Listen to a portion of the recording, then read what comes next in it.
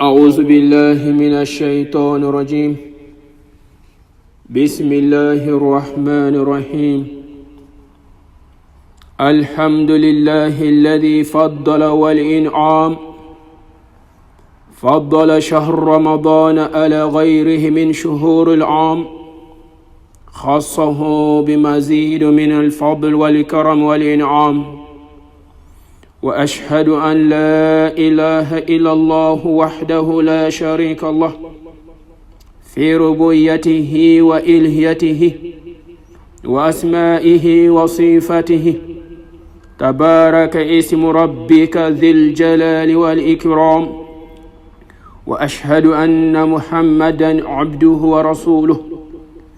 أفضل من صلى وصامه، صلى الله عليه وآله وأصحابه البررة الكرام، وسلم تسليما كثيرا. أما بعد، أيها الناس، اتقوا الله تعالى واشكره إذا بلغكم شهر رمضان، واصلوه أن يعينكم في هذه الشهر على اغتنام أوقاته بطاعات والخيرات، فإنه موسم عظيم ووافد كريم. فضل الله سبحانه وتعالى بقوله سبحانه وتعالى: شهر رمضان الذي أنزل فيه القرآن هدى للناس وبينات من الهدى والفرقان، فمن شهد منكم شهر فليصم، ومن كان مريضا أو على سفر فعدة من أيام أخرى، يريد الله بكم اليسر ولا يريد بكم العسر، ولتكملوا العدة ولتكبروا الله على ما هداكم ولعلكم تشكرون. فهذا شهر الخير كل أيامه ولياله، ساعته وأوقاته، ولكن شأن فينا نحن بماذا نستقبل هذا الشهر الكريم وبماذا نقضي أوقاته المباركة. فالشهر شهر العظيم، ولكن مشكلة عندنا نحن في أنفسنا، فلا نعرف قدر هذا الشهر ولا نستقبله ببشر وسرور. قد كان النبي صلى الله عليه وسلم بقدومه قال: أيها الناس، قد أظلكم شهر العظيم مبارك، جعل الله صيامه فريضة وقيام ليله تطوعا، وذكر الله فضائله كثيرا. أيها الجماعة المسلمين والمسلمات، السلام عليكم ورحمة الله وبركاته. سنيا الله سبحانه وتعالى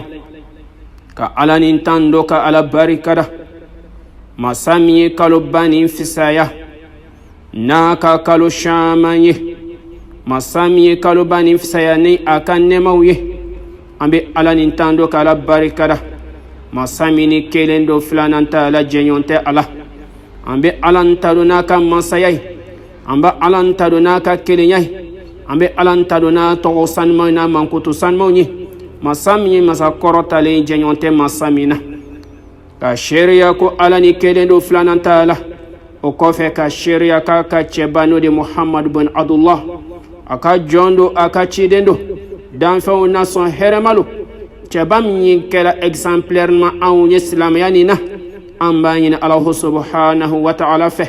masani ka kishine majiri chebanin kan anaka sahaba sanmo ani mogo moto na no fe fokata se brufeli mambade islamo. Ibadallah, ala ka jonsan mo ange ala tando ka ala barkada ange ala tando kalubami na todo no de sungalwe ko kalubami na tolo eleba abolo da nyejmema bade islamo ki ka kalubani nyesikini awati ika kumbeni ni sojai ika kumbeni ala batoi here bonda belebele bado na todo e mambade islamo ala bembele bolo nyejme mambado koni dunambami na tofleni ika hakili soro nin kalo mi filani koni fisamanci abani Allah subhanahu wa ta'ala yudi awma ika donko awte mantum fulayde o kalo jumay alako shahr ramadan alladhi unzila fihi alquran ko niame ko sungalu ko e kalo Allah subhanahu wa ta'ala qur'ana la jigin kalu bamina ka ke ala jigin adama dewma ka ke awnye kandal fenye ka ke awnye dine faranfasiel fen awnye ka dine fen bela jenin dankenema awnye ka tieni viaw bonyona ko lu dankenema awnye bade salamaw o kala awnye kalu banina o kama Allah subhanahu wa ta'ala ko faman shahida minkum shahra falyasum koni aw magomi shariala ko kalu ni jola ko ka kalu banu sunde bade salamaw no de sun kalu bani na toy dunan belebele bana to fe here kalu bade koni ayasur e magomi be ko bana de bila wa illa ibe vajisrala fa iddatun min ayamin ukhra ikala jeko ikase ka yedom jurota ke kase ko osara dongerela Allah subhanahu wa ta'ala masami hine masai ka be no yale nyini ka waka joma abe no la yini ka taka dan adama duma wal tukmilu al iddata wal tukabbiru Allah ala ma hadakum wa la'allakum tashkurun aka kalubani fulani bade islamu kaka Allah subhanahu wa ta'ala kanin datini dafa akani jatini dafa no de kalo kilimu wani konontoni selibin kalo bola kela yefen wa ila kase ka dafa ni kile bisabade na yu ka Allah subhanahu wa ta'ala be awla kanda aw kase ka Allah subhanahu wa ta'ala barkada nanini ye badu kayir awna koni kalo bamina tofle konye here kalo asufela ma faratele fela maka a wati bela jeni nizo jakalo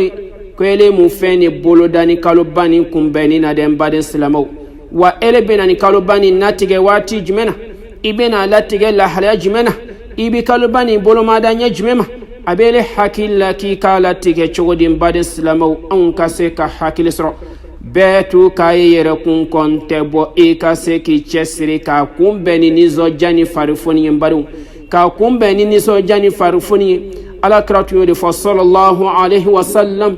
koni sungal bantu sila atmiya ka mantun wule atmiya ka sahaba wule aba fode ko aw ka do koni kalo belebele bami filani ni kalo barkama bami filani Allah subhanahu wa ta'ala asunke aw kan farida iden badum o ko fe fana ka nanfila selu ka konon badum nanfila seli ko lukel aw ye nanfila ye minte aw ka jabu ye ale alakrami o nyamariya ko de aw mambari kan ka se ka Allah subhanahu wa ta'ala ko sumani kalubani nambari islamaw ikado kalubami filani aw kan chesri o nyemblado niyo walada fole kadi ima niyame ko sunkalo femba dole do dunan bamina todon banu islamaya josen badu ni akuma kando yi ni ala fa anye qur'ana kono ala kima folo يا أيها الذين آمنوا كتب عليكم الصيام كما كتب على الذين من قبلكم لعلكم تتقون أو مؤمن جون يا يروننا على كودكو يا أيها الذين آمنوا كتب عليكم الصيام كما كتب على الذين من قبلكم لعلكم تتقون كو مؤمن جون ikado Allah subhanahu wa ta'ala sunkalo ni jagoya auka aya jagoya chebani ka mantunka ikado ko aute mogo fole hakika la mantun don ko na au nyefe atunya jagoya lu fana kan bade islamaw wa anka hakile sro ni sunkalo mi filani ole ali imsaku ki yere nimina ka jien i ni jien ko ka jien farukolo jien taw ko ka se i duskuna ka se ka jien dumuni ko ka jien yani minin ko ka jien ni jien fon bela jien ko min al طلوع الفجر الى الغروب الشمس كابو فجر كان تشيلا فوكا تابلا تلبلي من بعد السلام ومن فلاني أون كادون كوفسون أما كوبي لابمنا كون كان تشسري كاسيكا نيني كافم ني ولا دامي فلاني نين ياسي فلو كني سونيا مكوسون صوم جنة على كراكوتي كونيا مكوسون ko yɛrɛminɛ do ka bɔ koɲɛ caman man baden silamɛw i ka se k'i yɛrɛ mina ka bɔ nin diɲɛko bɛɛ lajɛlen ma wa silamaya fajɔsen dɔ lo Allahu subhanahu wa ta'ala ye a jagoya anw kan i tɛ mantun fɔlɔ ye mantun kɔnɔnu ɲɛfɛ a tun jagoyani bɛ olu kan كما على قوتي يا أيها الذين آمنوا كتب عليكم الصيام كما كتب على الذين من قبلكم لعلكم تتقون وإكنا سليالا إكادو ميمي مؤمن جوين وإمين تسلم ينكان تيما وإم غم فنا بيسلم يناس دون بانيننا إسنتا لدى على قوتي يا أيها الذين آمنوا أو مي مؤمن جوني سلامو أنك فين فم ni ye kurana ta kun ka taa bila kun ni ka silamaya ma dafa silamaw do man di arjinɛ kɔnɔ ten ka sɔrɔ ma kɛ mumini ye dɛ ala bɛ mumini jɔnw de mankutu fɔ ko ya ayuha alladhina amanu aw min ye mumini jɔnw ye k'olu le bɛ na don arjinɛ kɔnɔ wa olu mumini jɔnw de bɛ ka waleya ala ko ya ayuha alladhina amanu kutiba alaykum siyam ay faradallahu alaykum siyam ay faradallahu alaykum imsak ko Allahu subhanahu wa ta'ala yɛrɛminɛ jagoya aw kan aw tɛ mantun fɔlɔ mantun dɔ kɔnɔ aw ɲɛ fɛ k'a tun jagoyani b'olu kan anw ka se ka hakili sɔrɔ an kana saliya ɲɛsin man baden silamɛw o min filɛ nin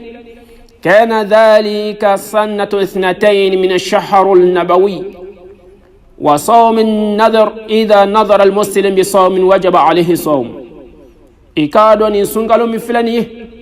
kwa jagoyalen bɛ kira banin kan mantun kan sallallahu alaihi wasallam kira ka hijira san filanan a bɔlen Makan kana Madina ala kira ye sunkalo min sun a ka san filanan n baden silamɛw Allahu subhanahu wa ta'ala ye nin jɔsen nin jagoya a ka mantun kan a ɲini bɛ silamɛw bɛɛ lajɛlen fɛ ni silamaya shartu dafalen do i la kiti min b'a la n'olu dafani b'i la k'a ɲinini b'i fɛ i ka se ka sunkalo ni sun dɛ n baden silamɛw o do la anw k'an cɛsiri anw k'an ɲɛbilali kɛ i k'a dɔn i ni dɔ ye sarunta kɛ ɲinan t'a tun o sɔrɔ balo la wa dɔ bɛ na ni yɛrɛ wajulu kɛnɛkanw lamɛn n baden silamɛw a bɛ labɛnw boloda i k'a dɔn sani sunkalo nin ka jɔ wallahi a dɔw bɛ sɔma yɛlɛmɛ jɔn de bɛ sima ye anw na jɔn de bɛ banbaatɔ ye anw na o dɔnbaga ye Allahu subhanahu wa ta'ala wa anw ka miiri an ka taga si lon bɛɛ lajɛlen b'a mɛn ko karisa soma yɛlɛmɛnen don wa e min bɛ dugukolo kan yan i ye mun di Ala ma wa mun taalen filɛ o ye mun de kɛ Ala la i k'a dɔn jɔnni bɛɛ b'a kun fɛ sabula fɛn nin waati dogolen don anw na o dɔnbaga de Allahu subhanahu wa ta'ala n'o de saya waati in bariw nin su min filɛ nin ye jagoya don mumini jɔnw kan madama n'a shartu dafalen don i la i ka kɛ ɲɛsiranbaga ye i ka siran Allahu subhanahu wa ta'ala ɲɛ ko ni anw seriyala ko kalo nin jɔ la k'an ɲini bɛ silamɛw fɛ ko ka sun n'an seriyala ko kalo nin jɔ la ko ka sunkalo sunbadenw wa a natɔ don e y'a boloda ɲɛ jumɛn ma ele hakili ma jigi ka sanu ordonnance la wa fo nin sunkalo tɔ tola tile damani ele hakili bɛna jigi o la ko usazu ele hakili la jigin ala bin badenw wa o tɛ sun silama e ka silamaya an b'a fɔ ko halisa tɔ ka diɲɛ don sabula ala ko ya ayuha alladhina amanu kutiba alaykum siyam ko ni nin kaloba nin bɛna a ka kan anw ka kunbɛn ni nisɔndiya de anw ka kunbɛn ni labɛnw na sɔn hɛrɛma ye n baden silamɛw n'an ka alensiranya nin dafalen don n'anw kɛla mumini jɔnw ye o do la o de fɔla an ye ko faman shahida minkum shahara falyasummu ko n'an seriyala ko kalo nin jɔlen don k'an ka se ka sun dɛ wa kalo belebeleba min filɛ nin ye lɔnbaw b'a kɔnɔ ala ka dɔnbaw b'a kɔnɔ sabula a dɛnnen bɛ kalo yeli la n'a dɛnnen bɛ kalo yeli la ko n'an sera ko ka kalo nin sun ala kɛra de fɔ aw ye sallallahu alaihi wasallam ko sumu li ru'yati waftiru li ru'yati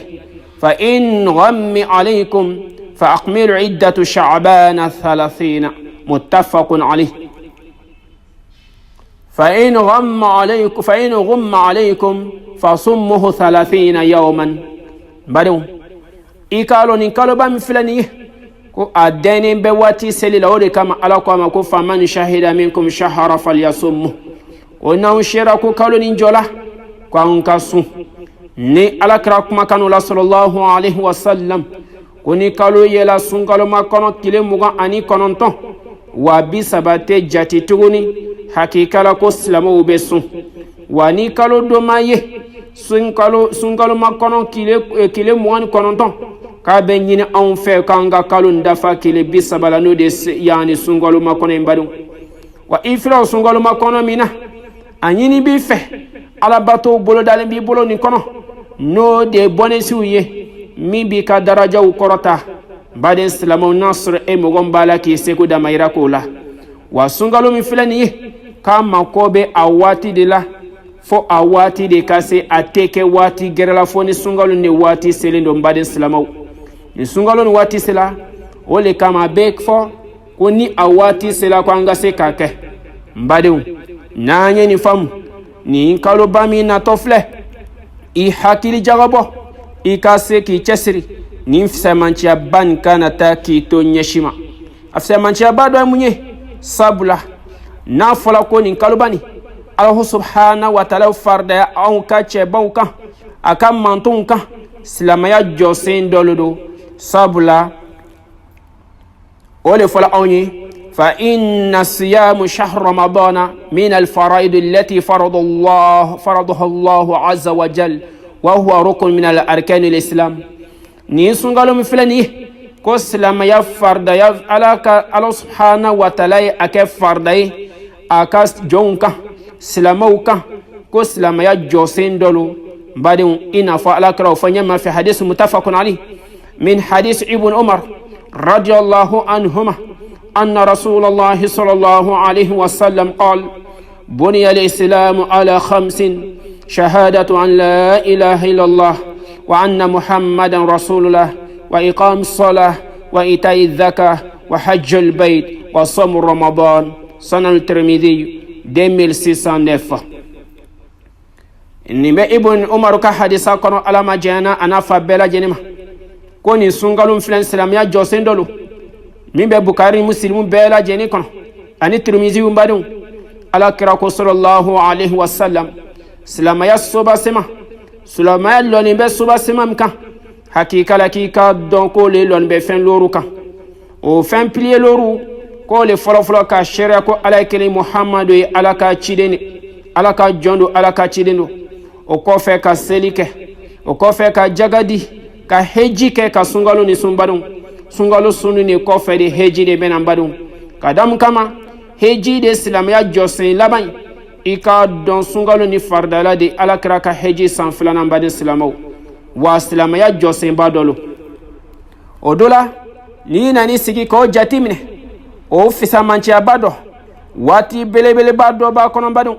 ika don ko laylatul qadri benin don bani kono شو بلا جنينا كنتجبا يعني شو كلم بمبي خير من 1000 شهر مشو كلم كابون كاتمي براجي كابو أفسامانشيا كابون كاتمي كالوا كلم كا وكالوا كلم نفسامانشيا بتاعي لفو سام بيشيكي أني سباني كولا أبيبرك سام بيشيكي ناني جاتي وبين كالوبان كنا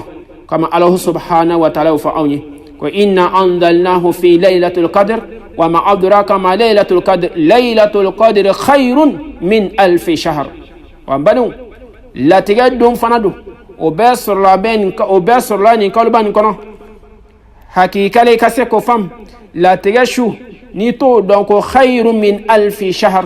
كو أكفسا كتم كلوا كلم براجيكا وبلا جيني سرولين دو كلبان كنا بعد السلامو أمبانيني على فه كلبا مينا تولو ala ka sɔrɔ ni bɛɛ lajɛlen kɛnɛma ɲɛnɛ an baden silamɛw o fisama cɛba bɛ nin kaloba nin kɔnɔ alahu subhanahu wa ta'ala ye min jagoya cɛba nin ka mantonw kan wa anw bɛ hakili jagabɔ sunkalo nin bɛ jagoya jɔnw kan shartu jumɛn de bɛ sunkalo nin na anw n'an da don la ka se k'o mɔgɔ dama dama f'i ye mɔgɔ dama dama i ka se ka hakili sɔrɔ n badenw i cɛsiri ni sorola mogo wolonfila nin na mogo wolonfila jati an bena n da don olu la k'o ɲɛf'i ye ni sorola mogo wolonfila nin na i k'i yɛrɛ labɛn sɔn i yɛrɛ labɛn ni ala ɲɛsiranya ye ni a y'a sɔrɔ i ka silamɛya ma kɛ sudonbaga ɲini ye fiyewu badenw sabula ala ko de ko ya ayuhaladina amanu o la sisan o shartu fɔlɔfɔlɔ sun bɛ jagoya mɔgɔ sun ka shartu la o ye fɛn min ye n'a nana faamu k'a fɔ ko sunkaloma kɔnɔ kɔni 29 ko kalo yɛla tile 30 ko kuma tɛ yen ala ko k'an bɛ ni kalo don ni kalo yeli ye an bɛ sun kalo daminɛ ni kalo yeli ye wa an bɛ sun tigɛ ni kalo fana yeli ye ni sun kalo daminɛ na ni kalo yeli ye wa n'a dafala tile 29 ni seliden kalo kɛla bɔfan an bɛ sun tigɛ 30 ko kuma tɛ yen wa e la ni kalo fana ma dafa 29 ni seliden kalo ma ye i n'a fɔ yani sunkaloma kɔnɔ kɛra cogo min na n'a dafala tile 30 la 31 tɛ ala ka kalo nanbadenw wa o min filɛ na ala subhanahu wa ta'ala faridaya a ka cɛbaw kan a ka muminatiw kan a ka silamajɔnbaw kan n'o de ye mumini jɔnw ye o shurutu fɔlɔfɔlɔ o shartu fɔlɔfɔlɔ sab'atun yani shartu 7 de bɛ o la o fɔlɔfɔlɔ min ye al-islamu fala yajibu ala al-kafir i ka kɛ silamɛ ye fɔlɔ badenw a bɛ jagoya mɔgɔ fɔlɔfɔlɔ min kan ko i ka kɛ silamɛ ye i ka kɛ silamɛ ye mɔgɔ min bɛ ni silamɛ tɛ ko fala yajibu ala kafir wa kafiru i b'a ye bi silamɛw la ko ale teri ye jɛɲɔgɔn dɔ ye ko ahlu kitabu lo a tɛ seli o fana b'a fɔ o bɛ nɛgɛsiw fɛ k'ale bɛ sun tɛ a sun sa i kɔni i bɛ k'a lankurashi fɛn dɔ la mɛ i cɛ siri ala ko sun nin bɛ jagoya jɔn min kan fɔlɔ ko ya ayyuhalladhina amanu madama n'a ma lɛmɛna ala ma k'a da la ko cɛba ni ala ka ciden de ye sabula o silamɛya jɔsen dɔ le n'a ma lɛmɛna o ma o kɔnɔrɔ minɛ fu ye ala ma ko t'o la sabula a tun jagoyani bɛ manto min kan olu n'an ka bi tele nin tɛ kelen ye hakika la olu ka ciden y'u ka sun di olu ma u ka lahalaya la olu ni anw ka bi ta nin tɛ kelen ye an ka se ka ni faamu badenw o dɔ la ala ko la kira ko la sisan sallallahu alaihi wasallam ko n'i y'a mɛn ko sun a bɛ jagoya mɔgɔ fɔlɔfɔlɔ min kan o le silamɛw de n'i kɛra silamɛ ye waati min na wa i ka silamɛya nin kɔfɛ i ka muminiya dafara a bɛ fɔ o la sa ko e sɔrɔla mɔgɔ la ko ya ayyuhalladhina amanu kutiba alaykum siyamu a jagoyani bɛ mɔgɔ min kan e y'a mɔgɔ dɔ ni a y'a sɔrɔ i ka silamɛya nin dafara wa lɛmina fana waralen b'i fari la n bɛ seli simple tɛ dɛ e min fana ta a ye fɛrɛ ye ele min b'a la fɛrɛ la e sen tɛ a la dɛ kɛ tobi fɛn joona ka wa Alahu subhanahu wa ta'ala ma wa i la i welelen don n'i kɛra weleli kan ni faamuyabaga ye i kɛra mumini jɔn ye i sen bɛ a la fo ni mɔgɔ min yɛrɛ bɔ a la sabula ala ko ya ayyuhalladhina amanu komi a bɛɛ wele a ma yani umumu fɔ a ma adamadenw bɛɛ fɔ a ma fɔ ya ayyuhannas mɛ ko ya ayyuhalladhina amanu wa mumina ne bɛna de silamɛya de kɔfɛ silamɛya min kɛra silamɛw ye n badenw o kɔfɛ sisan a shartu filanan thubutu shahr ramadana fala yajibu qabla dukhul shahr ramadan an y'o de fɔ sisan a shartu filanan kalo o le sun kalo yɛrɛ jɔli ye hakika la tɛ kɛ waati gɛrɛ la wa i lɔ nin waati na ye anw ka nɛnɛ waati ye nin waati na ni congé ta i lɔ ne ka n ka sun juru ta hakika la ka n ka sun sara nin waati na ka juru don ala la hakika la o fɛn fana tɛ o le fɔla ko faman shahida minkum shahra falyasummu a kɛlimanw ka diyagoya ye ko k'a kɛ a waati de la hakika la n'a waati ma se ayiwa i ka dɔn juru bɛ k'i la mɛ ele kɔni tɛ juru don ala la mɛ k'a fɔ fana ka waati se la dɔrulaw min bɛ yen min b'a to k'i b'a juru ta n'o dɔrulaw ma dafa n'o condition ma dafa hakika la yasa tɔ b'i ka silamɛya jɛ hakika la dɔ b'i ka muminiya jɛ sabula fɔla de ko ya ayyuhalladhina amanu donc an ka se ka nin faamu o le fɔla sisan ko ni sunkalo nin bɛ daminɛ ni kalo yeli ye a bɛ tigɛ ni kalo fana yeli ye ko a kɛlen bɛ anw ka diyagoya ye k'a kɛ a waati fana la n badenw ni sunkalo tɛ fali kalo gbɛrɛ la fo ni shartu min y'a to i sela ka juru ta n'olu dɔrɔla nana o bɛ kɛ sababu ye a juru bɛ se ka don i la. A sharutu sabanan o le al-aqlu o le hakilitigiya ye. Mɔgɔ min bɛ yen n'a hakili dafalen don fala yajibu ala majunun a tɛ jagoya fatɔ fana kan. Mɔgɔ min bɛ yen ko ale ni hakili tɛ ɲɔgɔn fɛ i k'a dɔn o k'a dɔn ko biki wulen bɛ ka bɔ o kan. O la alakiraw de fɔ an ye sallallahu alaihi wasallam rafa al-qalam an thalathin wahid minhu al-majnun ko biki wulen do ka bɔ mɔgɔ saba kan i bi hakili t'i yɛrɛ la fatɔ mɔgɔ min n'a hakili tɛ ɲɔgɔn fɛ ko biki wulen bɛ ka bɔ mɔgɔ min kan o mɔgɔ kelen fatɔ le o dɔ la sisan i b'i yɛrɛ cogo dɔn e yɛrɛ b'a dɔn ko karisa n'a hakili tɛ ɲɔgɔn fɛ fatɔ lo hakikala n'i yɛrɛ d'a ma k'a y'i faga i k'a dɔn ko foyi ta dɛ hakikala hadu tɛ bola kan ni a y'a sɔrɔ ko sariya bɛ labato a yɔrɔ la. O dɔ la fatɔ ka fɛn min bɛ yen ni diinɛ kiti bɛ bolo kan lɔnnikɛba camanw yira anw na o le sisan a ka jaga min bɛ yen nafolo min b'a fɛ nafolo tun b'a fɛ san'a ka kɛ fatɔ ye nafolo min b'a fɛ ala ka hakɛ bɛ se ka bɔ o la n badenw wa i la sun bilen don ka bɔ kan seli bilen don ka bɔ kan biki yɛrɛ wulen don ka bɔ kan a ka kojugu foyi tɛ sɛbɛ. Donc n baden silamɛw i ka se ka hakili sɔrɔ la mɔgɔ min n'a hakili tɛ ɲɔgɔn fɛ ko sun wulen bɛ ka bɔ tigilamɔgɔ kan ya rabi ala ka nin faamuya ko ɲuman d'a ma. O dɔ la sisan badenw a naaninan al-bulugu fala yajibu ala sabi o la k'a fana bɛ wuli ka bɔ jɔn kan o le denmisɛnnin fitinin ye wa illa a bɛ ɲini k'a tɛ baliku a bɛ jagoya baliku le kan a fana bɛ wuli ka bɔ jɔn kan o le denmisɛnnin fitinin ye ko ne mɔgɔ min kɛla ye n'a ma balikuya k'a bɛ ɲini ko a tɛ ko tigilamɔgɔ ka jagoya ye. n baden silamɛw kira kumakan na sallallahu alaihi wasallam biki wula ka bɔ mɔgɔ saba min kan nin y'a filanan ye o le sisan ni mɔgɔ min ma balikuya sun ma jagoya kan. wa n baden silamɛw anw bɛ hakili to an yɛrɛ la anw ka silamɛluw kɔnɔ bi an ka silamɛduw kɔnɔ bi i bɛ taa musomani sɔrɔ a balikuyalen don san joli san 14 san 15 san 16 wa fo k'a taa se dɔw ka furulu ma i bɛ dɔw sɔrɔ so yɛrɛ kɔnɔ san 20 ani kɔ ale ma sɔn fɔlɔ ka sun bɛɛ lajɛlen don hakika la ko ale ma sun furu fɔlɔ.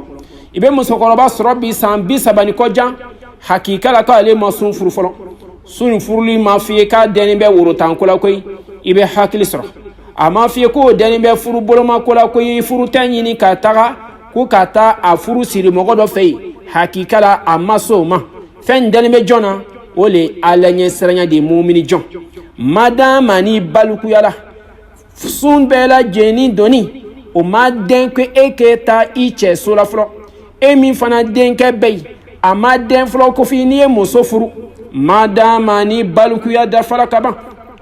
biki wulen do ka bɔ denmisɛnnin fitinin kan madama ni balikuyala ka ban madama ni balikuyala ka ban i ka dɔn ko biki bi nɔfɛ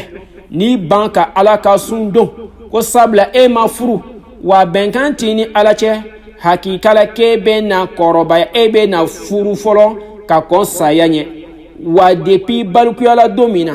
i ala ka farida fɛn fɛn to yen i ka dɔn ala ka jankata bɛ i sɔrɔ madama n'i ma tobi ka kɔn saya ɲɛ sabula a kɛlen bɛ ka jagoya ye silamɛw f'anw ka se ka nin yɔrɔnin faamu o kama ala ko de ya ayyuhalladhina amanu kutiba alaykum siyam a kɛla anw kan jagoya de madama ni anw kɛla mumini jɔnw ye an k'an yɛrɛ dɔn muminiw ye an kana kɛ silama simple ye dɛ n badenw an bɛ to k'an yɛrɛ jati minɛ an k'an ka maramɔgɔw jati minɛ anw ka denw jogo do silamaya la i ka hakili to a la to ka denmisɛnnin fitininw ma nɛgɛnɛgɛ sɔn i to ka o dege ala sɔn ko ka denmisɛnninw den diinɛ kitiw la k'a daminɛ o san damani na san 7 la ka taa se san 10 ma wa ne t'a fɛ ka denmisɛnnin na encourager diinɛko la f'a bɛ taa balikuya waati min na ko k'a to yen ten dɔrɔn papu ta mama la vieille nin bɛɛ tan ele ma ko t'a la ko ye denmisɛn fitinin ye k'a sɔrɔ denmisɛn fitinin n'a ye baaraɲuman fɛn fɛn kɛ ala ka hinɛ ka bon a b'o de baraji ta k'o di a masaw ma san'a ka balikuya wa n badenw fɛn fɛn bɛ n'a balikuyala kaban e min bɛ nin kɛnɛ kan ni a y'a sɔrɔ i balikuyalen don k'i tɛ sun bɛɛ lajɛlen dun i k'a dɔn ko n'i ma tubi ka wa ala ma wa mumini jɔn fɔla nin cɔ ko sunkololu ka farida i sen t'a la dɛ wa i cɛsiri saya ka na i sɔrɔ cogo la k'a sɔrɔ i ka silamɛya nin ma dafa sabula ala de fɔ an ye ko ya ayyuhalladhina amanu taqullaha haqqa tuqatihi wala tamutunna illa wa antum muslimun ko aw min ye mumini jɔnw ye anw k'an cɛsiri hakikala saya kana na anw tantigɛ ma k'a sɔrɔ anw ka silamɛya ma dafa ko an ka siran ala ɲɛ alansira tiɲɛ la anw ka siran ala ɲɛ alansira tiɲɛ la wa k'i ka siran ala ɲɛ saya kana na i ta i tigɛ ma k'a sɔrɔ i ka silamɛya ni tɔ ka jɛn do i bɛ ka siga a la halisa dɛ wa hakili sɔrɔ e min balikuyalen don i sen bɛ ala dɛ su ni jagoyali jɔnni kan furuso ta ko t'a la dɛ fɛntiya ko t'a la dɛ anw ka se ka nin yɔrɔnin faamu kosɛbɛ n baden silamɛw sabula anw ka bi communauté nin na anw ye silamɛya kɛ lahala dɔ ye ni si ma bɛn i ma se san biirika dɔ la ne yɛrɛ m'a lɔn ko e donna furu la ka se ka denw sɔrɔ waati min na ne a y'a lɔn ko ale ma se ka kɛ yani responsable ye olu yɛrɛ kɔni fɛ komi olu sen tɛ saya la wa ka sɔrɔ ni sera kaburuso la bi olu denmisɛnnin sabagaw de ka ca bi ka tɛmɛ mɔgɔkɔrɔbaw kan donc anw ka se ka hakili sɔrɔ ko nin dɛnni bɛ min na fɛn fɛn bɛ an ka mara kɔnɔ anw ka hakili to a la wa i la responsabilité dɔ bɛ anw kan dɛ an ka to k'o dege ala sɔn sanni waati dɔ ka se ya rabbi ala ka di ne faamuya ko ɲuman di an bɛɛ lajɛlen ma a saratu loruna sun condition na a loruna o de taharatu o le sanuya le sisan badenw min aldami alhayri wannifasi lilnisai fala yajibu ala alhuyadi wanufusai o la ko o ye sanuya ye n baden silamɛw o bɛ dɛn an balakaw la an bɛ hakɛto ɲinikaw fɛ ko ni mɔgɔ bɛ ne a b'a ka kalo la yela wa i la den banke joli ko f'a tigilamɔgɔ ka sanuya ka bɔ o la o dɔ la sisan ni a y'a sɔrɔ k'i bɛ nin lahala dɔ la k'a tɛ jagoya i kan ma d'a ma n'i b'i ka kalo yela wa i la ni banke jeli fana bɛ yen k'a tɛ jagoya i kan waati na n baden silamɛw ya rabbi ala ka ni faamuya ko ɲuman di an bɛɛ lajɛlen ma o dɔ la i k'a dɔn ni nin dɔ nana a ɲini b'i fɛ k'i ka se ka sun juru ta k'a sabu kɛ a lahala ye ni a y'a sɔrɔ k'i ka kalo nana lɔ n baden silamɛw ka sɔrɔ sun tigɛ tɔ to la miniti dama a ɲini b'i fɛ k'i ka sun tigɛ koyi i kana fɔ k'i bɛ plan da ala la dɛ ala nin ye nɔgɔya da ɲini k'a di anw ma a tɛ gɛlɛya ɲini ka taga anw ma i k'a dɔn hakikala ko juru b'i la wa madama n'i ka mansanu i k'a dɔn k'e sen tɛ a la dɛ i k'a dɔn a bɛ wuli ka bɔ i kan waati kɔnɔ ka juru ta a bɛ sara kalo wɛrɛ la sabula ala ye nɔgɔya da ɲini ka da anw ma mɛ nin kaloba nin i k'a dɔn i t'a dabɔ a kama k'i ban ka ala bato a kɔnɔ madama ni sartu n'u ma dafa i la yarabi ala k'a faamuya ko ɲuman da an ma a sartu wɔɔrɔnan alqudratu ala sawmi wahiya siha o la ko sun latigɛli adamaden kan sun yɛrɛ jɔlen bɛ fɛn min kan sun jɔlen bɛ fɛn min kan k'o le kɛnɛya ye fala yajibu ala marid wal ajiz an el sawm k'i k'a dɔn ko o le sisan n baden silamɛw kɛnɛya mɔgɔ min bɛ yen n'a tigilamɔgɔw man kɛnɛ mɔgɔ min bɛ yen ko banabaatɔ don mɔgɔ min kɔrɔlen de don ka dɛsɛ i k'a dɔn o bɛ kɛ komi banabaatɔ de bɛrɛ t'o ni denmisɛnnin cɛ n baden silamɛw ko o tigilamɔgɔw ko sun wulen bɛ ka bɔ o kama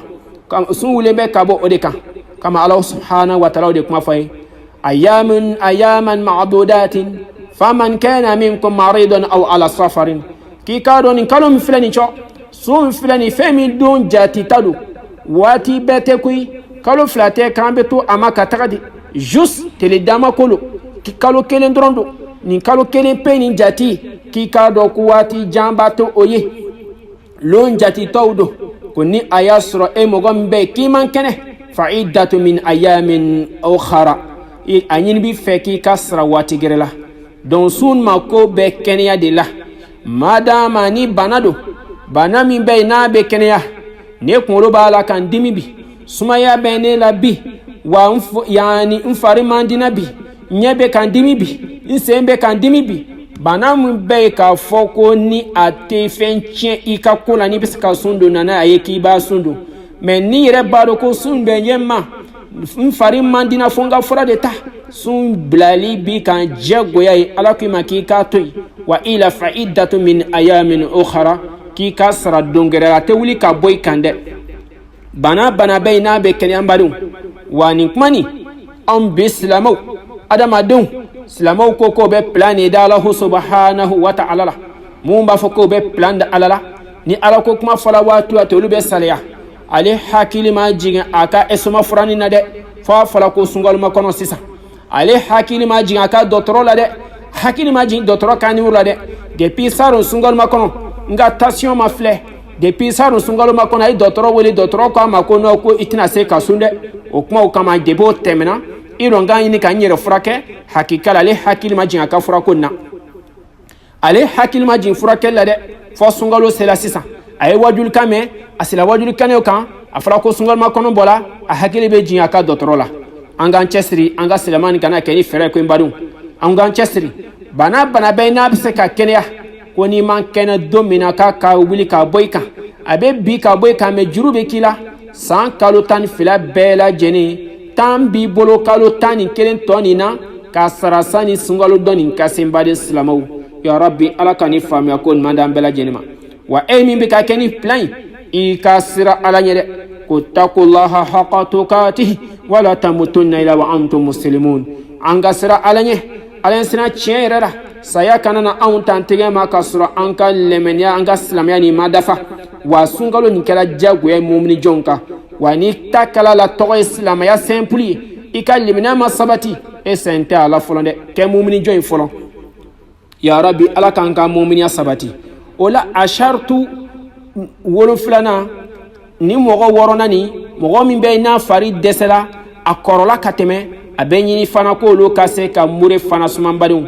lon ke bawo bela jeni benu kan mogo kala ko akorola kateme seti ayetuguni ale ka konyo bela jeni denembe mogo wula anyini batira mogo fe ko ka mure fana suman badun ni kenya sabla ni mogo mi korola ka dese aman kene oni banabato bela jeni be do ketikini kono o fana anyini bo le fe ko kase ka ya ani muresuma wa illa sunjuru salatu o ye dongerela banabato emi ka kene nula emi san bidamai emi san yire kadoi ikane kene nila ibe kle ka dumuni ke hakikala ati torofushila anyini be fe ni bana idese lumina wa ni kalu jati unyamina lumina ni dembange sorla wati mina no o wati mbe ni tele damam temeni kan sungalo bana nyini bi fe kase ko sarambade islamaw awul ashartu wolo flana iqamatun fala yajibu ala musafir فالمسافر رقص له شارع في الفطر وتقضي ما أفطر عند الحضور ولا كو فنا دني بي روچمنا ولي فنا voyageur mogo min be voyage srala fi ka ke mogo sabatilini ni be ka voyage katara o be kloda do fo ala do be kloda do fo la ko ni be voyage srala ni voyage doni ko ni takaba sun doni ti ka jago ya ibli ika dome ni isun tige ni ko sina wati mina kana ikaso ni ko sina wati mina kana isigorola anyini bi fe ikase kasunkalo ni fana juru sara iyemin juru tademba de islamaw iyemin juru takito vagisrala yetele hakya min kesra fe kataka wa neselan serola anga hakil srofana sabla dama den do ibaye dobe bo dugu dola kata dugu dola ale yere tala sungalo beke ka fola ko ni mogombe vagisrala a sela serola che ama teme kile kelen kan mbebe selama wala de ube hakla lu ko be ka plan da Allah subhanahu wa ta'ala kasor ala yin ban bela jenina odola ele mogomi be kibe plan da ala la e wula ka bo vagila itala sero dola e sele sero la ka ba e kanga kile yirka kai wa ikase ka do don son ki ika baraji soro anmana sungol banina ka sabu yere ke kalubani mankutu daraja mbe ni kalubani na mbaden islamo fisamancham bala e kan ki chesiri ka dobi kasuna ka foko ni be voyage la ni be voyage sera le fait katara ni be ka kile yiri ka ke voyage sera fait katara abe foko sumbe wuli ka bo ika wa ila iselin ko fe serola e se ko e ko tala tuguni de anga se kan yoro fam sabluma bislamo ma se anta fe kan ga dinanya ni ka do kuma ka madron dɔw bɛ taa voyage la a bɛ tile yirika kɛ a tɛ sɔn ɲɛsi ma ka sun don ko sabula k'ale voyage sira la an ka se ka nin yɔrɔ faamu a taara ka diɲɛ ɲini de la a taara ka sanni de la a taara ka kow de la a taara visite de la a taara bɔra famille dɔ de fɛ yen a taara u ko n'a ɲɔgɔn na a b'a sigi yɔrɔ la tile yirika k'ale tɛ sun ko sabula k'ale bɛ voyage sira la o ma f'i dɛ i k'i to voyage sira de fɛ ka taa sani i ka se yɔrɔ la kuma le b'o de ma i ye juru min ta ko ni sunkalo banna k'i ka se ka sara n baden silamɛw ya rabbi ala ka se ka nin faamuya ko ma d'a ma wa banabaatɔ min bɛ yen ko bana min tɛ se ka kɛnɛya ɲɛsin ma ale ni mɔgɔ min bɛ yen ni o le fana ye mɔgɔ dɛsɛbaatɔ ye lɔnnikɛbagaw y'a yira n na k'a fɔ k'olu bɛɛ lajɛlen fana bɛ don mure suman de kɔnɔ olu de kan ka se ka mure fana suman n baden silamɛw donc sun diyagoyalen bɛ mɔgɔ min kan nin y'a mɔgɔ 7 ye lahala 7 anw yɛrɛ k'an jati minɛ ni a y'a sɔrɔ nin y'u sartu nin bɛɛ dafalen don an na i cɛ siri fɛn bi jɛn sisan badenw o le ye lɛmɛɲa ye i cɛ siri sisan fɛn bi jɛn o le ye ka i ka lɛmɛɲa ka dafa i ka silamɛya ka dafa sabula fɔlɔ de ko aw min ye mumini jɔnw ye a kɛla anw ka jagoya ye wa n'an ye nin faamu mun ɲini bɛ anw fɛ sisan badenw ne baden silamɛw i k'i cɛ siri i ka se ka hakili sɔrɔ i ka miiri i ka tagasi i ka hakili sɔrɔ ka kaloba nin kunbɛn ni nisɔndiya ye kaloba min filɛ nin anw ka kunbɛn ni nisɔndiya ye ni alabato ye ka an seko damayira kɛ a la n'an filɛ seliw la an k'an seko damayira kɛ a la baara ɲumanw na an k'an seko damayira kɛ a la ala kosumaw la an ka se k'an seko damayira kɛ a la sinjituguw na an k'an seko damayira kɛ n baden silamɛw adamaden dɛmɛni na sabula nin kaloba nin y'a dama ko le dɛ kaloba nin y'a dama ko le ni lɔhɔrɔma kalo tɔw tɛ kelen ye ni lɔhɔrɔma kalo tɛ kelen ye wa fisamaciya bɛ nin kalo nin kɔnɔ min ka bon ka tɛmɛ kalo tɔw kan sabula alakiraw de fɔ alakiraw de fɔ anw yɛrɛ sallallahu alaihi wasallam sunkalo n'a ka sunkaloya alahu subhanahu wa taala yɛrɛ de bɛ sundonbagaw ka sun baraji d'olu ma o do la a bɛ mɛlɛkɛw bila k'i ka seli sɛbɛ a bɛ mɛlɛkɛw bila k'i ka yaani a bɛ mɛlɛkɛw bila k'i ka heji sɛbɛ a bɛ mɛlɛkɛw bila k'i ka zakatu sɛbɛ o do la ko sun de ko ale yɛrɛ bɛ na taa sundonbagaw ka sara d'o ma i k'a dɔn o tɛ ko de ni dɛ wa sun o ye fɛn ye fɛn min nafa ka bon o man ka kɛ fɛn ye k'an b'o kɛ néglige la k'an b'a fɔ k'an b'o kɛ ni plan ye k'an b'o kɛ ni fɛrɛgɛrɛ ye i ka se ka hakili sɔrɔ la n baden silamɛw ni a y'a sɔrɔ ko i ka silamɛya nin dafalen don donc an bɛ k'an min ɲini silamɛw fɛ an bɛ ladilikan min d'i ma nin bɛɛ lajɛlen tɛmɛnen kɔfɛ i k'i cɛsiri ka sawa ta ka nisɔndiya ta ka dugawu k'i yɛrɛ ye ala ka nin kaloba nin se kɛnɛma ɲinɛ ni ala ye subhanahu wa taala ye kaloba nin fana se kɛnɛma ɲinɛ an y'a f'i ɲɛ min ma dɔ ye sarun ta kɛ o ma ɲinɛ ta kɛ mun ta la o ma fɛn kɛ ala la e yɛrɛ ma fɛn di ala ma wa caman y'a boloda caman bɛ na sunkalo yɛrɛ tile fɔlɔ don wa dɔw bɛ na bɔ olu kɔnɔ olu sulama le bɛ na so kɔnɔ dɛ olu tɛ kɔse so kɔnɔ to ni badenw wa dɔw bɛ na boloda ko n bɛna taa n la dɔɔni ka wuli hakika la olu su le bɛ na wuli olu su le bɛna taa la wuli sori la dɛ olu tɛna se ka sori dun wa nin ko dogolen bɛ anw na anw ka saya waati dogolen don o lɔnbaga le ala subhanahu wa ta'ala ye wa jɔnni bɛɛ b'a kun fɛ i bɛ dugawu k'i yɛrɛ ye kaloba min natɔ filɛ nin ye ala k'a yira anw kɛnɛma na n b'o ɲini ala fɛ ele min b'an lamɛn nin kɛnɛ nin kan ala ka kaloba nin yira ne bɛɛ lajɛlen kɛnɛma na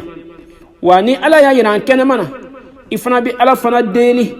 ala subhanahu wa ta'ala ka i kɛ mumini jɔn ye sabula dɔw fana bɛ olu ye silamɛw ye wa illa olu ma se k'a faamu ka lɛmina sabati o ka se ka courage ta ko nin na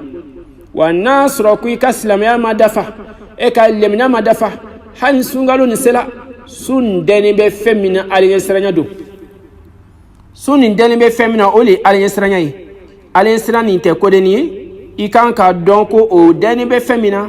ale baara ye baara min bɛ yen ni a tɛ kɛ kɛnɛ kan ale ni seli tɛ kelen ye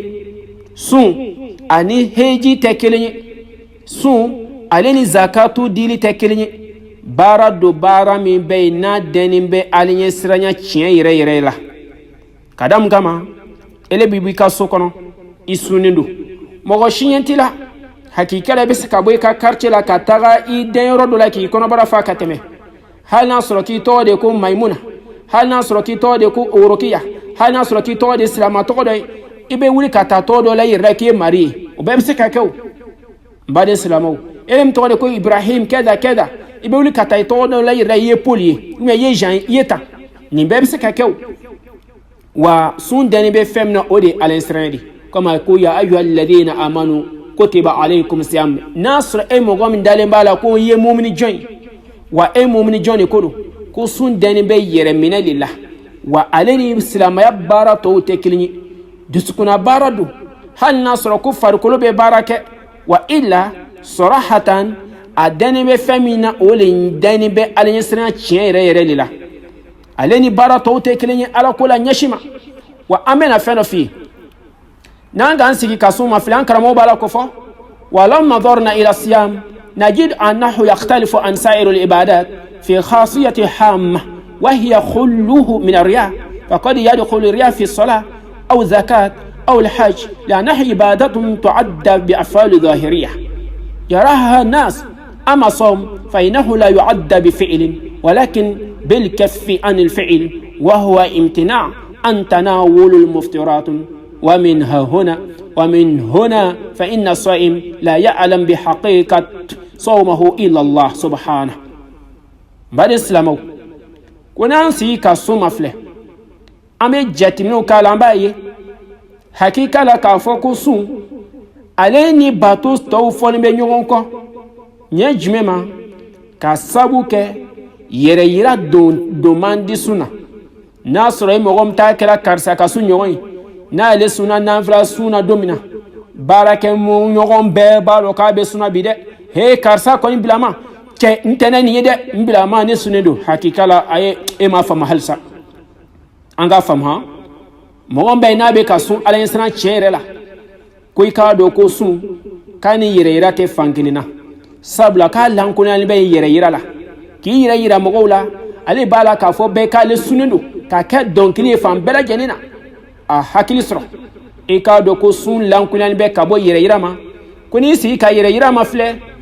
a to k'i ka kow ɲɛfɔ mɔgɔw ye ko ni mɔgɔ bɛ seli a bɛ se ka seli kɛ ni yɛrɛ yira ye ka seli kɛ k'i kan jan cogo dɔ la ka kɛ ni yɛrɛ yira ye mɔgɔw k'a fɔ ko karisa kan ka di karisa bɛ tan ni lahala nin na wala ka zakatu di a ka zakatu ko la karisa bɛ tan olu fɛn sugu ninnu heji k'olu ye baara min ye kɛnɛ kan ta ye baton do ala ka dinɛ farida do wa illa k'olu ye baara ye min bɛ se ka kɛ kɛnɛ kan yɛrɛ yira don ka di olu la mais ko ni si ka sun ma filɛ ko sun baara bɛ fɛn min ye ale dɛni bɛ fɛn min na a bɛ dusukuna baara le dusukuna baara sundonbaga tiɲɛ yɛrɛ la hakika la kuma dɔ la a bɛ fɔ ɲɛ ma a b'a kɛ ten mais ale yɛrɛ t'a dɔn k'a ka sun ɲɛna fiyewu k'a fɔ ko tiɲɛ na n ka sun ɲɛna ni ka sun ɲɛna yɛrɛ a fɔra cogo min na k'i y'a kɛ ten i hakili to a tiɲɛkow la baden silamakɛ t'a dɔn k'i ka sun ɲɛna ko fana kala Alahu subhanahu wa ta'ala ye sabula ka da mun kama a dɛnnen bɛ dusukuna baara de la o kama alakira de fɔ anw ye min bɛ hadisi kɔnɔ a bɛ hurata hadisa na kali alakira ko sallallahu alaihi wa sallam kullu amali bun adam lahu illa som fa innahu li wa ana ajiza bihi arawahu sitatun baden min bɛ hadisi kodisi kɔnɔ ko le kama sun yɛrɛ ka lahala kama ala yɛrɛ bɛ sundonbaga dɔn a y'a doni ala ye sira min ye Alahu subhanahu wa ta'ala ko sundonbaga ye ale ta ye ko sundonbaga bɛ k'a ka sun kɛ ale ala min kama ko ale Alahu subhanahu wa ta'ala yɛrɛ de bɛ sundonbaga ka sara le d'a ma ale bɛ sundonbaga de ka sara di a ma a tɛ mɛlɛkɛw bila k'o jati bɔ dɛ a tɛ mɛlɛkɛw bila k'o jati di e ma dɛ ko ale Alahu subhanahu wa ta'ala yɛrɛ de bɛ sundonbaga ka sara d'a ma lahara don na badenw Allahu akbar o natɔ filɛ nin e ko k'e b'a kɛ ni fɛrɛ ye o natɔ filɛ nin e ko k'e mako tɛ a la ko a ye taa ka bɔ an dala sa an y'a kɛ ten dɔrɔn k'an b'a la ka sun an y'a kɛ ten dɔrɔn k'an ka silamɛya nin kɛra tɔgɔ ye yaani sundonbaga ɲini an ka hakili sɔrɔ dɛ n baden silamɛw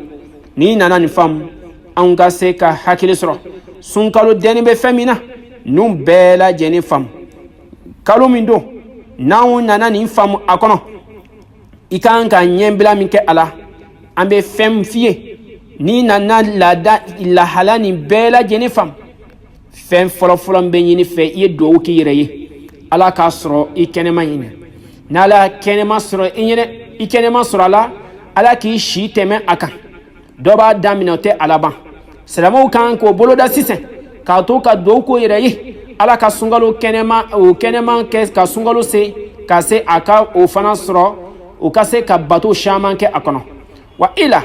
ni a y'a sɔrɔ e tɛ silamɛ dafalen e ka silamɛya ye tɔ ka diɲɛ de e ka silamɛya ye tɔgɔ ɲini de e ka silamɛya ye munafikunya de n baden silamɛw i ni kan da kɛ man di ka sira sɔrɔ dɛ sabula nin kaloba nin a mako bɛ fɛn dɔ la mɔgɔ o mɔgɔ bɛ yen n'a ka silamɛya sabatilen tɛ i b'a ye a bɛ salaya i b'a ye ale yɛrɛ t'a fɛ nin kaloba nin ka se i b'a ye ale yɛrɛ kɔni t'a fɛ sunkalo nin ka se bon donc n'i y'o ye mɔgɔ o mɔgɔ la a dɔn k'i ka silamɛya ko tɔ ka diɲɛ don mɔgɔw bɛ ka sawa nin kaloba nin na mɔgɔw bɛ ka sawa nin kaloba na ala ko k'a bɛ sundunbagaw ka sara di yaani a bɛ sundunbagaw ka sara di sun yɛrɛ lahalaya kama donc an bɛ min ɲini bɛɛ lajɛlen fɛ i ni b'a fɛ i ka sunkalo nin tɔ ka ɲɛ i bolo ladilikan ka di i ma tawbatun nasuha wa nadam shadidun ala ma mada min adh-dhunub wal awzari a bɛ ɲini fɛ a bɛ ɲini an bɛɛ lajɛlen fɛ ko an ka tubi ka Allahu subhanahu wa ta'ala ma wa ma yanbaghi alayna bi fi'li tawbatun nasuha an ka tubi ka Allahu subhanahu wa ta'ala ma tubi tiɲɛ yɛrɛ la ko n baden silamɛw i k'i cɛsiri n badenw i ni sigiɲɔgɔnw ɲɔgɔn cɛ i k'i cɛsiri aw ka hakɛw deli ɲɔgɔn fɛ i ni baarakɛɲɔgɔnw ɲɔgɔn cɛ an ka tubi n baden silamɛw i ni dɔ ye sarun ta kɛ o ma ɲinan ta kɛ dɛ an bɛ ka nin kuma nin ta ka se hakili to a la n badenw i ka se ka tubi ka Allahu subhanahu wa ta'ala ma tubi le fɛnw na sɔn hɛrɛma de ne tubila ka Allahu subhanahu wa ta'ala ma i ka duruminkɛtaw la ka nimisa a la ko ne tɛna seginin kan bilen dɛ wa ni a y'a sɔrɔ i ma tubi ko kalo yɛrɛ t'a fɛ a ka jɔ fiyewu halisa i b'i ka alakotaw la a dɔn k'i ka silamɛya ni ko tɔ ka diɲɛ don halisa i ka limaniya ma dafa n baden silamɛw sabula o fɔra ɲɛ min ma ni a y'a sɔrɔ i kɛra mumini jɔn ye ni a y'a sɔrɔ e kɛra mumini jɔn ye ala ko an ma de ko i ka tubi ka Allahu subhanahu wa ta'ala ma fɛn min waati tɛ waati jan ye waati kunkurunin ko dɔrɔn don teledamani ko don ni teledamani ni dɔrɔn kalo kelen dɔrɔn pe yen n baden silamɛw simanw ɲɛnɛ waati jan to o ye k'o tɛ foyi tiɲɛ e ka adamadenya la n baden silamɛw kama alakiraw de fɔ anw ye sallallahu alaihi wa sallam n'an b'a fɛ an ka sun ka se ka minɛ an ka sun ka ɲa a dɛnni bɛ fɛn fɔlɔfɔlɔ min na k'o de tubi la sɔn hɛrɛma ye i ka tila ka tubi i ni adamadenw cɛla la ka tubi i ni sigiɲɔgɔnw cɛ la ka tubi k'a dɔn ko silamɛya jɔsen don ka tubi i ni furuɲɔgɔn ɲɔgɔn cɛ ka tubi i baarakɛɲɔgɔn ɲɔgɔn cɛ i k'i cɛsiri mɔgɔ ka hakɛ kana to i fɛ dɛ n baden silamɛw i k'i cɛsiri mɔgɔ si ka hakɛ kana to i fɛ i ka nimisa i ka kɛtaw la zono bɛ i ka durumina kɛtaw la minnu bɛ kɛnɛ kan minnu bɛ dogo la n baden silamɛw wa n'i sera ka nimisa nin bɛɛ lajɛlen na ka tubi ka Allahu subhanahu wa ta'ala ma i ka dɔn ko Allahu subhanahu wa ta'ala ka hinɛ ka bon sabula ala de fɔ anw ye kuranɛ kɔnɔ قل يا عبادي الذين اسرفوا على انفسهم لا تقنطوا من رحمة الله إن الله يغفر الذنوب جميعا إنه هو الغفور الرحيم سورة الزمر آية بلورني آية 7 محمد فونغا جون ko mun kulo yɛrɛ kun tɔɲɔbagaw ye min kɛla ne yɛrɛ ala sɔsɔbagaw ye ko o ye duru min kɛ ko kan'o jigi tigɛ ne ka hinɛ la ko ni ala subhanahu wa ta'ala n bɛ durumu bɛɛ lajɛlen yafa ne le durumu yafa masa de ne le hinɛ masa ye n baden silamɛw a ɲini bɛ anw fɛ k'anw ka tubi ka Allahu subhanahu wa ta'ala ma nin kaloba nin na kalo nin ɲɛ bila nin tubi ye tubi de nafa ka bon nin kɛnɛba nin kan kosɛbɛ n badenw ala y'o f'i ye kuranɛ kɔnɔ ɲɛ ma o dɔ la sa ko an ma aya gɛrɛ la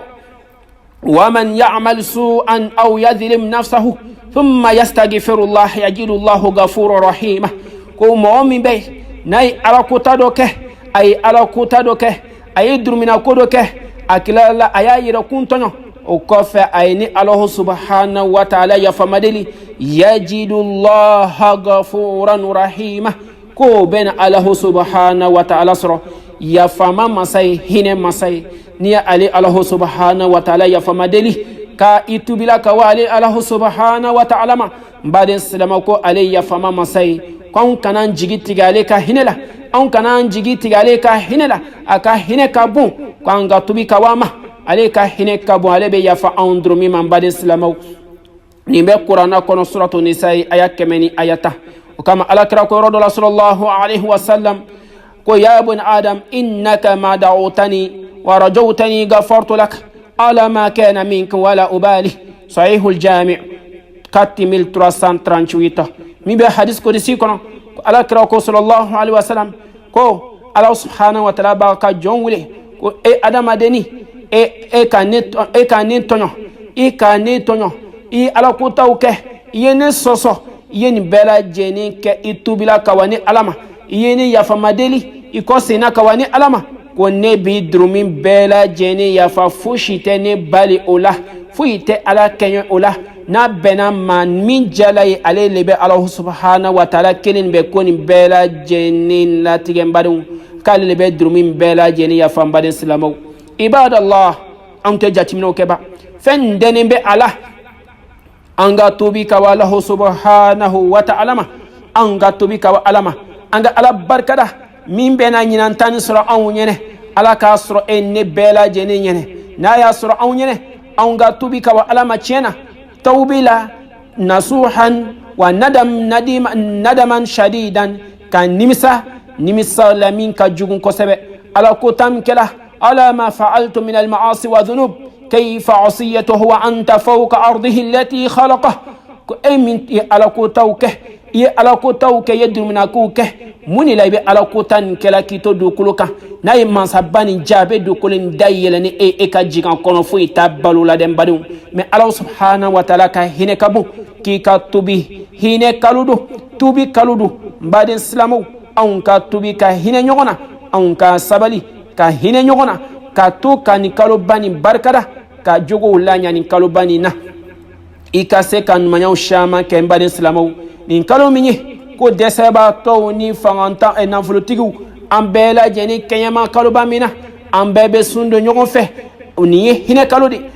deseba to shama be sawa oluka treti kalodo do ka treti kalodo do te dumini sura ka fa nyeshi mafoni ni kalobani jola badin islamo kalobani jotodu deseba to shaman kaniso jawatido kadam kama olube gere islamo la olube gere misiri kono la olube dumini soro ka fani watini nani sungalo bana ka ba olube commencer ka joro damine dem ban islamo odola sisa on ka tubin kofe on ka do ke nyoyi ka kila ka hine boloda ka to ka demen boloda baden islamo nayu bela jenin boloda fana insha Allah Allah subhanahu wa ta'ala be sunni mina ala ko ka be sundu magawli ka saradi la haraduna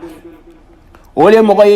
mogo min bayna ale kella numan ke bagay baden islamo odola sisa nayin bela jeni fam ika don sunkalo adene be femina ala kira mi fa awni sallallahu alaihi wasallam ko madama neyi ka sundo iya do ala le jati ka kama iya doni ala ki durmi yafa iya doni ala ki makoto madama niyadu Allah subhanahu wa ta'ala jati ka kama ala ko ka bi durmu bela jeni yafa masami hine masaidin baden islamo ya rabbi ala kan sahaba be ala ka dinani famya ko madi am bela jenima odola si sambadin islamo ni tiye waladani nyemblade sun jatimine yerela jatimine kala Allah subhanahu wa ta'ala samanjan dima koni nana fam ka tubin bela jeni fam ako ama yoro dola ko an abi sa'id al-khudri radiyallahu anhu قال رسول الله صلى الله عليه وسلم ما من عبد يصوم يوما في سبيل الله إلا باعد الله بذلك يوم وجهه عن النار 70 خريفا متفق عليه بعد السلام أبي سعيد الخدري حديث من كلي الأكرم صلى الله عليه وسلم كي كاد قال لك مانتو سلام مؤمن نمين يسون دو على جاتك كما aye kile ne sundu ala di jat kakama ko fa Allah subhanahu wa ta'ala akoti la mo nyeda yoroma jiya kabo jahannama ko roma jiya kabo tasmama san bi wolon fla sabiina kharfan ko san bi wolon fla jatila ko fa koti nyeda don yani jiya tasmala au niveau de la bade islamaw wa o kalo de na to fla ni e ya bolo da chogodi be ka keni fere jumeni abi bolo nya jimema o dola sisa fana ko amaro dola وعن أبي هريرة رضي الله عنه النبي صلى الله عليه وسلم من صام رمضان إيمانا واحتسابا غفر الله ما تقدم من ذنبه كوني مغامي سونغالو باني سو يا كني على إسرائيل نمانياي مبادئ السلام عليكم الله سبحانه وتعالى بدرمون بلا جنيا فا ودرمين كفاري كالودو أنكا هنا نيونا مبادئ السلام نين ولا داني نين بلاي فلو كادي إما لابم كان كابولودا إيكانا كني فري kay dirmu bela jene ya falindo ni sungalin suni lemenay afala de ko mumini jon wa silamo ma fale ko mumini jon wa ngan chesiri anga ke mumini ni ala kanga mumini ya sabati ala kanga silama ya sabati ala kanga mumini dafalo ni anta kana ka la to ko mbade silamo ya rabbi ala ka kaluban jo ankene manyene na ala ya jo ankene manyene a hakilisro ni mo gom maso ka tubi ka wa alama heremi benin kaluban nani kodo ila idrumu man yafa ima so ka tubi ka wa alama ire manyi nin ka dai ka do ko te to machine mai den badi islamo nin kenen sigi fulani ambe bitan joya ni Allah subhanahu wa ta'ala man ka joya irana lungere ana sigini wala dani dogere kan deuxième partie benadi awma insha Allah sani kaluban ka jo ena famia soro fenshamana ka konsungalu yere jolinye ika boluda soni ayasri bala ka keni frei hakika langa tubi son ka Allah subhanahu wa ta'ala koni ndeni be tubi de la folon tubi le nafaka bona to bela jeni ya rabbi ala kan ka bato bela jeni mine ala kan balu silamaya kan ala kan fatule menaka ambayini Allah subhanahu wa ta'ala fe masami kalubani amina yirauna ambayini ale ala fe akayira ankene mana chena ka kira ka musala ka bela jeni no yanyi na Allah subhanahu wa ta'ala musukal no yanyi anga ke kari jonni anga ke joni karluni sabla musibe doyi ulma ke kari jonni de ulma se ka kari fana ya rabbi ala kan ka dine ko kete mbaden silamaw ya rabbi ala kan balo silamaya kan ala kan fatul leminaka ala kan laban kon madi ambela jenima ala kan balo silamaya kan ala kan fatul leminaka ya rabbi ala kan bela jeninde me ibadallah ambayni allah subhanahu wa ta'ala fe ala ka wati greira ambela jenina mi bolanda kono kala so mani film surla ala ka yafama ala ka andrumu bela jeniyafa barakallahu li wa lakum fil qur'anil azim وانفعنا بما فيه من البيان والذكر الحكيم أقول قولي هذا واستغفر الله لي ولكم الجميع المسلمين فاستغفروا إنه هو الغفور الرحيم والسلام عليكم ورحمة الله وبركاته.